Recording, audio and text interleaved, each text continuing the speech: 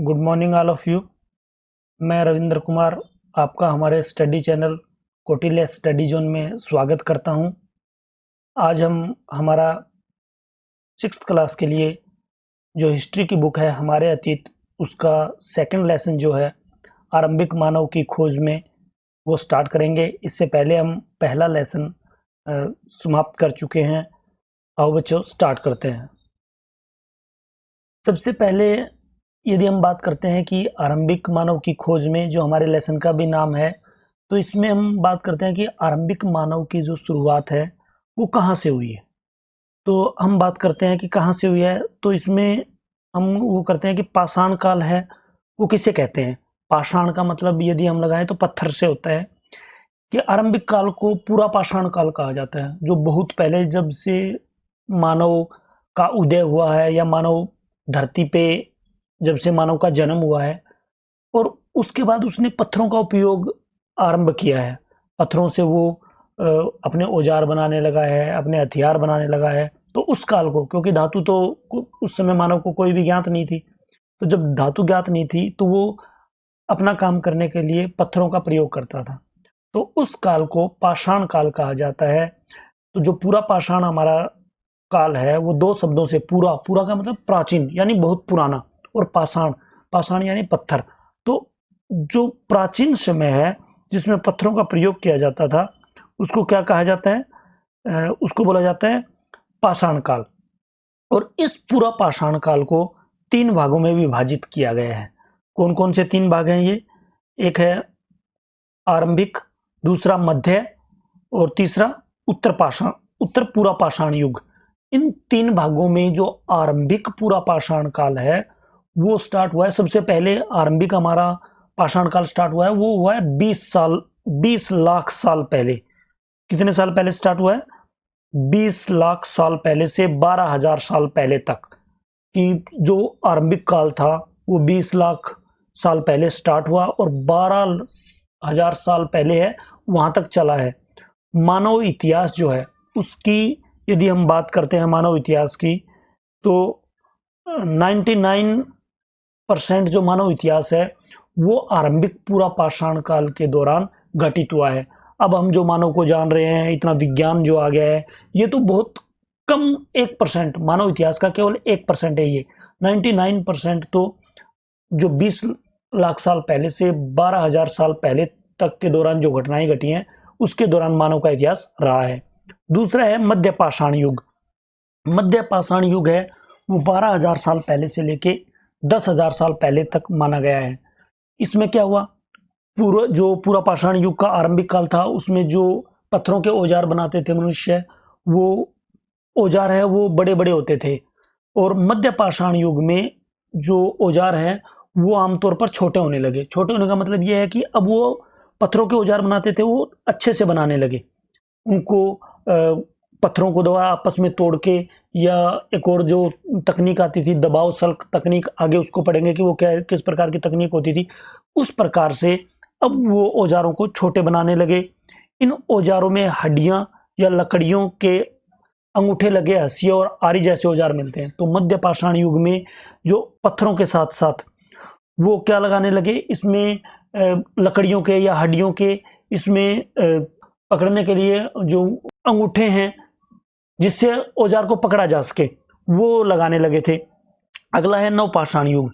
जो नवपाषाण युग है वो 10,000 साल पहले शुरू हुआ और तब तक 5 या 6,000 साल पहले तक, जब धातु का प्रयोग स्टार्ट नहीं हुआ था, उस समय तक ये नवपाषाण युग है वो चलता रहा, जब तक पत्थर का प्रयोग होने लगा। इसके बाद है जो है वो धातु का प्रयोग होने लगा और पाषाण युग है वो समाप्त हो गया। चलो इससे आगे चलते हैं कि आरंभिक मानव है वो इधर उधर क्यों घूमते थे। पुराने समय में जो मानव है वो, जैसे अब भी है, अभी इधर उधर जाते हैं, किसी भी काम के लिए जाते हैं, कि जैसे रिश्तेदारों से मिलना है, किसी नौकरी की तलाश में जाना है, या किसी भी काम के लिए जाना है। तो जो पुराने समय में मानव था वो इधर उधर क्यों घूमता था, तो उसके 3-4 रीजन हो सकते थे कि वो क्यों जाता था।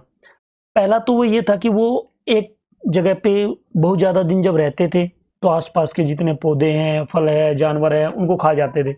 जब वो खा जाते थे तो वो समाप्त हो जाते थे और भोजन की तलाश में उनको दूसरी जगह जाना पड़ता था। दूसरी बात क्या है इसमें जानवर अपने शिकार के लिए या हिरण और दूसरे मवेशी है वो चारा ढूंढने के लिए दूसरी जगह पे चले जाते थे। और जब हिरण मवेशी या जानवर दूसरी जगह पे चले जाते थे तो ये क्या है कि मनुष्य भी उनके पीछे पीछे दूसरी जगह पे उनके पीछे चला जाता था जहां इनको भोजन मिल जाता था, शिकार कर सकते थे ये आसानी से। तीसरा है कि पेड़ पौधे जो हैं उनको वो फल और फूल अलग अलग मौसम में आते हैं। आपने देखा होगा कि आम का मौसम अलग होता है या दूसरा जो लगता है सेब का मौसम हो वो अलग होता है, तो अलग अलग मौसम में आते हैं। और इन्हीं की तलाश में उपयुक्त मौसम में जो सही मौसम हो जहाँ पे इनको फल फूल है वो मिल सके, उसी के अनुसार ये एक जगह से दूसरी जगह चले जाते थे भोजन की तलाश में। तीसरा क्या है कि जिंदा रहने के लिए पानी तो बहुत जरूरी है। पानी के बिना तो मनुष्य वैसे भी जीवित नहीं रह सकता, और यदि थोड़ा पानी है तो भी आसपास है वो फसल है वो नहीं हो सकती, या ये कह लिए कि पेड़ पौधे नहीं हो सकते। तो जब कभी बारिश के अभाव में या नदियों का पानी झीलों का पानी सूख जाता था तो ये पानी के तलाश में उस स्थान को छोड़ के पानी वाले स्थान पे चले जाते थे। तो आरंभिक मानव है वो इधर उधर घूमने के लिए ये 3 या 4 जो हमने अभी रीजन बताए हैं, इन रीजनों से ज़्यादातर वो जाता था भोजन की तलाश में ही। जानवरों को शिकार करने के लिए जानवरों के पीछे वो चला जाता था। जो फल फूल लगते हैं पौधों पर मौसम के अनुसार उनके लिए वो चला जाता था। और पानी यदि उनके पास समाप्त हो जाता था तो उसके लिए वो एक स्थान से दूसरे स्थान पर चला जाता था।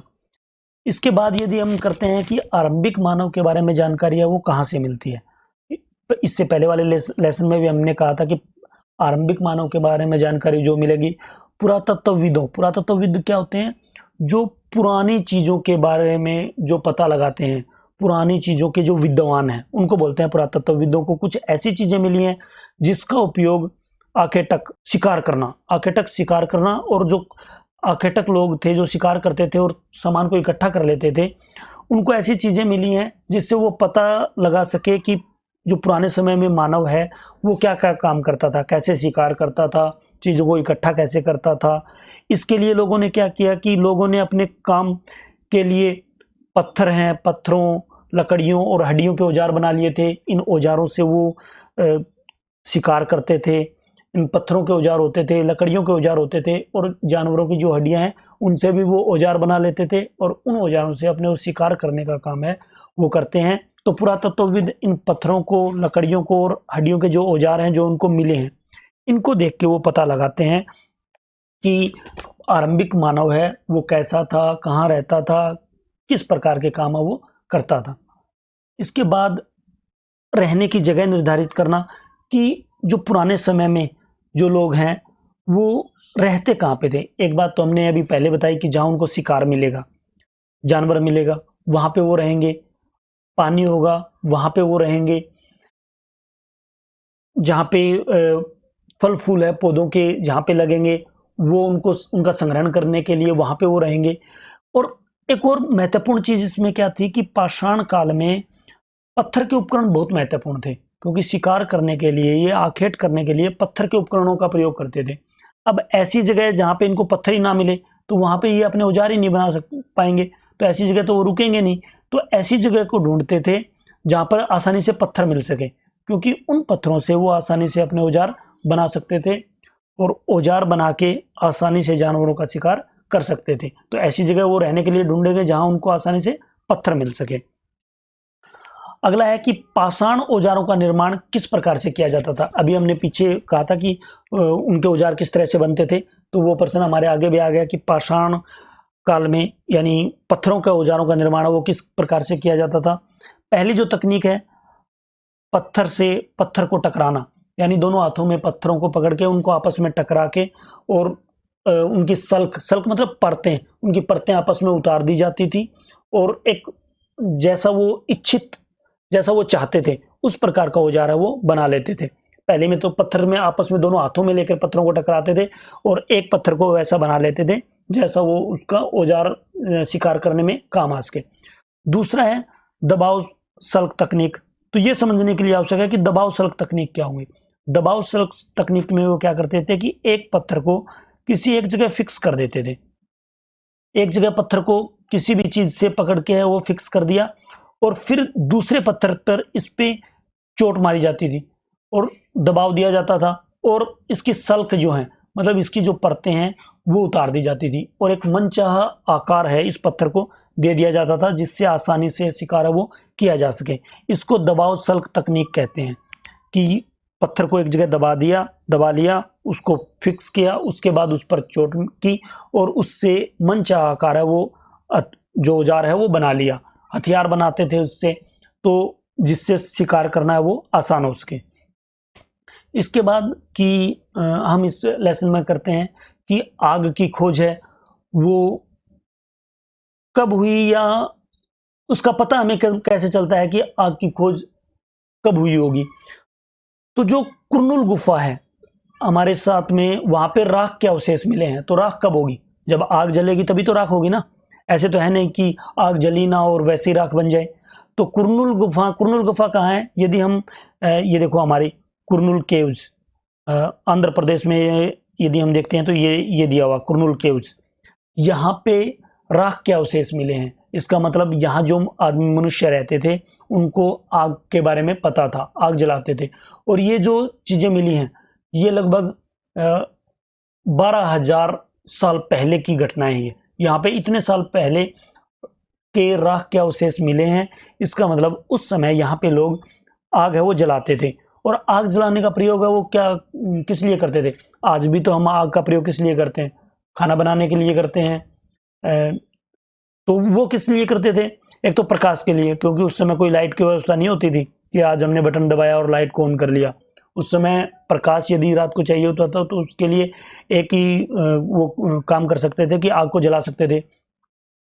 मांस को भूनने के लिए पहले वो कच्चा मांस ही खाते थे, लेकिन जैसे आग की खोज हुई, आग का उनको पता चला, उसमें मांस को भुना जाने लगा और उनको पता चला कि इसमें भुनने से तो मांस और ज़्यादा स्वादिष्ट हो जाता है। तो वो मांस को भुनने लगे और क्या करने लगे कि रात को जब वो सोते थे तो पहले उनको खतरनाक जानवरों का बड़ा डर रहता था। रात में उन पे हमला हो जाता था, खतरनाक जानवर हमला कर देते थे। अब वो रात को आग को जला के सोने लगे तो आग के पास तो जानवर आएंगे नहीं, तो इसलिए खतरनाक जानवरों को दूर भगाने के लिए वो आग का सहारा लेने लगे। और इसका प्रमाण हमें कुरनुल की जो केव्स हैं, कुरनुल की जो गुफाएं हैं, ये कहाँ पे हैं? आंध्र प्रदेश में। जो आंध्र प्रदेश है वहाँ पर कुरनुल की गुफाएं हैं, वहाँ से राख के अवशेष मिले हैं। तो इससे हमें पता चलता है कि मनुष्य ने आग जलाना लगभग 12,000 साल पहले के आसपास है वो सीख लिया था। इसके बाद हम आते हैं कि बात की हमने कि मानव का जो इतिहास है वो 20 लाख साल पहले से 12,000 साल पहले के बीच में लगभग 99% जो इतिहास है वो उस दौरान का है। तो उसके बाद क्या क्या परिवर्तन हुए? 12,000 साल पहले से क्या क्या परिवर्तन हुए? उससे पहले हमारी धरती पे बहुत सारी जगह पे लगभग बर्फ ही जमी रहती थी।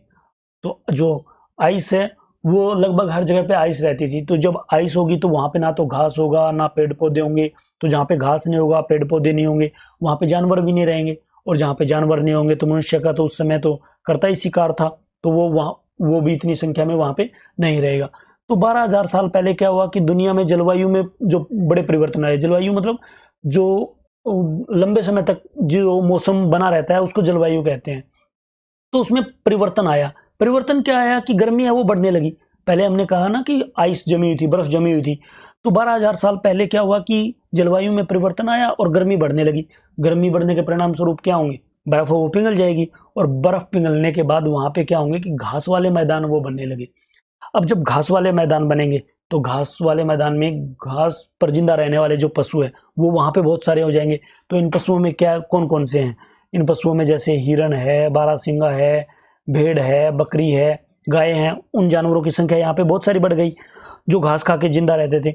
और जब घास खा के ये जिंदा रहते थे तो मनुष्य भी क्या है कि इनका शिकार करने के लिए इनके पीछे पीछे यहाँ पे घास वाले मैदानों में पहुंच गया। जो लोग इन जानवरों का शिकार करते थे वह भी इसके पीछे आए और खाने पीने की आदतों और प्रजनन के समय की जानकारी हासिल करने लगे। वो ये हासिल करने लगे कि ये जानवर है वो किस प्रकार का जो घास है वो खाते हैं, और प्रजनन के समय की कौन सा समय होता है जब इनका प्रजनन का समय होता है। क्यों? क्योंकि इस समय के बाद लगभग ये क्या करने लगे थे कि इन जानवरों को पालने लगे थे। इन जानवरों को जब पालने लगे तो उनके लिए उसके एक तो जानवरों को पालने के लिए क्या चाहिए? एक तो उनकी खाने पीने की आदतों के बारे में पता होना चाहिए कि किस प्रकार का खाना पीने का सामान इनको देना पड़ेगा। दूसरा, इनका प्रजनन कैसे होता है। ताकि उनसे उनको मांस मिल सके ज़्यादा से ज़्यादा। जितना ज़्यादा प्रजनन होगा उतना ही तो ज़्यादा मांस मिलेगा ना। तो प्रजनन का समय, प्रजनन किस प्रकार उनका करवाया जा सकता है, ये सारी चीज़ों का पता है वो उसको लगाने लगे वो। और इसी दौरान 12,000 साल जो पहले है उसके बाद, इसी दौरान उपमहाद्वीप, उपमहाद्वीप कौन सा, जो भारत, बर्मा, पाकिस्तान, अफगानिस्तान, ये सारा जो हिस्सा है इसको उपमहाद्वीप बोलते हैं। तो उपमहाद्वीप के भिन्न भिन्न इलाकों में गेहूं, जौ और धान है वो अपने आप प्राकृतिक रूप से, मतलब अपने आप है वो उगने लगे। और जब अपने आप उगने लगे तो वहां पे जो महिलाएं थी, पुरुष थे, बच्चे थे, इन अनाजों को भोजन के रूप में बटोरना शुरू कर दिया, इकट्ठा किया, और इसके बाद उन्होंने भोजन वो बनाना शुरू कर दिया इससे। तो जैसे ही जलवायु बदली, बहुत सारी चीज़ें इनके हक में होती चली गई, घास के मैदान बनते चले गए, जिससे ये पशुओं का शिकार करना इनके लिए आसान हो गया, शिकार ज़्यादा आसानी से मिल जाता था। फिर उसके बाद इनको पालने लगे ये, और उसके बाद जो प्राकृतिक रूप से गेहूं है, जौ है, धान है वो उगने लगे, उसको ये इकट्ठा करने लगे। उसके बाद उस दौरान पुराने समय में जो पाषाण काल है, सेल क्या होता है कि जो चट्टान है उसको बोलते हैं सेल। सेल चित्रकला जो है, इससे हमें क्या पता चलता है, तो जिन गुफाओं में लोग रहते थे उस समय, ये तो है नहीं कि आज जैसे बड़ी बड़ी शहरों में बिल्डिंग बना ली, तो उस दौरान भी कोई बिल्डिंगें होती थी या कोई घर होते थे। लोग कहाँ पे रहते थे? गुफाओं में रहते थे। तो गुफाओं में रहते थे, उनको जो भाषा, तो उस समय ये तो है नहीं कि कोई वो चीजों को लिखते थे, तो कोई काम जो करते थे उनको क्या करते थे, वो चित्र बना लेते थे। अब चित्र क्या बनाएंगे, उनके पास कोई ये तो है नहीं कि ड्राइंग बुक है, वो चित्र बनाते थे, जहां पे वो जिन गुफाओं में रहते थे उन गुफाओं की दीवारों पे वो चित्र बना देते थे। तो इनसे हमें क्या पता चलता है, इन पे यदि हम बात करें तो ये भीमबेटका जो है, भीमबेटका जो मध्य प्रदेश में है, कहाँ पे है ये? मध्य प्रदेश में। भीमबेटका मध्य प्रदेश में। और यहाँ पे क्या है, भीमबेटका है, यहाँ पे गुफाएं मिली हैं बहुत सारी। इन गुफाओं में चित्र बने हुए हैं, किनके? जो आदि मानव हैं, जो पाषाण काल के लोग थे उनके द्वारा बनाए हुए। तो ये चित्र किस प्रकार के बनाएंगे? चित्र क्या काम था इनका उस समय? शिकार करना। तो इसका मतलब ये किसके बनाएंगे? जानवरों को शिकार करते हुए उनके चित्र बनाएंगे। जानवर किस प्रकार के होते हैं उनके चित्र बनाएंगे। उनको कैसे पकड़ा जाता है उनके चित्र बनाएंगे। तो ये सारे चित्र जो भीमबेटका में गुफाएं हैं, उन गुफाओं में इन सभी जानवरों के अलग अलग रंग में जो चित्र हैं वो बनाए हैं। तो इसमें ये दिया हुआ है कि कुछ इसके उदाहरण है वो मध्य प्रदेश और दक्षिणी उत्तर प्रदेश। तो भीमबेटका है ये मध्य प्रदेश में है, और दक्षिणी उत्तर प्रदेश में यदि लगाएं तो ये जो हिस्सा होगा इधर का, ये दक्षिणी उत्तर प्रदेश का होगा।